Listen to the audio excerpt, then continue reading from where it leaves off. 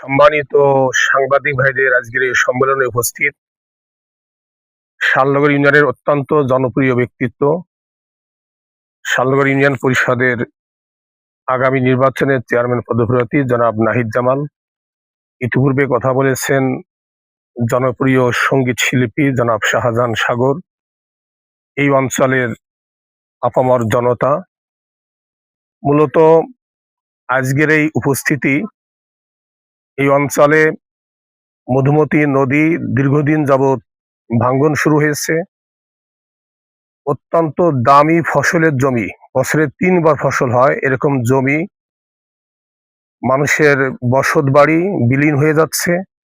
এ ব্যাপারে বিভিন্ন সময় বিভিন্ন উদ্যোগ নেওয়া হয়েছে, আবেদন করা হয়েছে, অভিযোগ জানানো হয়েছে, কিন্তু সংশ্লিষ্ট কর্তৃপক্ষ গঠনমূলক কোনো সমাধান আমাদেরকে দেয় নাই।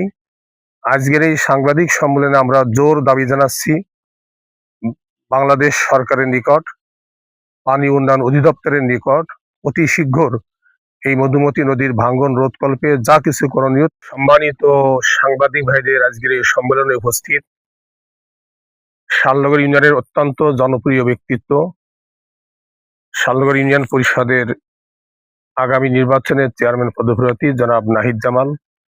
ইতিপূর্বে কথা বলেছেন জনপ্রিয় সঙ্গীত শিল্পী জনাব শাহজাহান সাগর।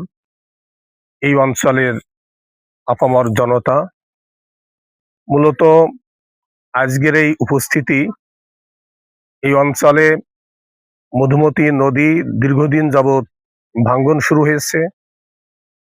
অত্যন্ত দামি ফসলের জমি, বছরে ৩ বার ফসল হয়, এরকম জমি মানুষের বসত বাড়ি বিলীন হয়ে যাচ্ছে।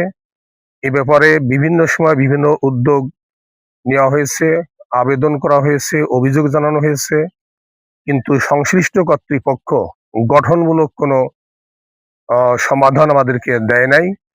আজকের এই সাংবাদিক সম্মেলনে আমরা জোর দাবি জানাচ্ছি বাংলাদেশ সরকারের নিকট, পানি উন্নয়ন অধিদপ্তরের নিকট অতি শীঘ্র এই মধুমতি নদীর ভাঙ্গন রোধকল্পে যা কিছু করণীয় তোমরা করবেন।